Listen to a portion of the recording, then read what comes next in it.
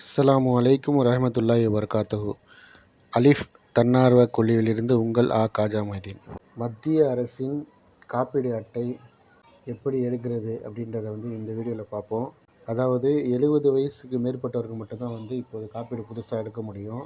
முதல்ல இதை ஃபோன்லலாம் பண்ணலான்னு சொல்லி சில யூடியூப்பில் போட்டிருக்காங்க. ஃபோனில் பண்ணுறது அவ்வளோவா இதுவாக ஈஸியாக பண்ண முடியாது. லேப்டாப் இல்லை சிஸ்டத்தில் பண்ணால் கொஞ்சம் ஈஸியாக இருக்கும்.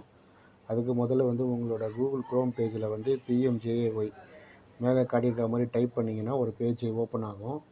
அதில் உங்களோட ஆதார் நம்பரு கேப்சரை உள்ளிட்டு ஓடிபியை என்ட்ரு பண்ணிங்கன்னா இந்த ஸ்க்ரீன் உங்களுக்கு தெரிகிற ஸ்க்ரீன் ஓப்பன் ஆகும். இதில் கீழே பார்த்தீங்கன்னா 70 வயசுக்கு மேற்பட்டவருக்கான காப்பீடு பதிவு செய்யக்கூடிய இதை கிளிக் பண்ணி உங்களுடைய ஆதார் நம்பரை அதில் பதிவிட்டு கேப்சா போட்டு என்ட்ரு கொடுத்தீங்கன்னு சொன்னால் அதில் உள்ள விவரங்களை ஃபில் பண்ணணும். உங்களோட ஆதார் டீட்டெயில்ஸு நேம் எல்லாம் கரெக்டாக இருக்கான்னு சொல்லி அதுலேயே ஆட்டோமேட்டிக்காகவே ஆதாரில் இருக்கிற மாதிரியே காட்டும்.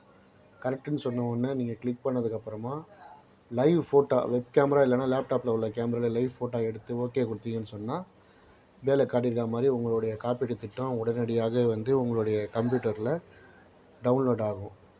மேலும் இது போன்ற தகவல்களுக்கு அலிஃப் தன்னார்வ குழுவிற்கு சப்போர்ட் செய்யுங்கள். அஸ்ஸலாமு அலைக்கும்.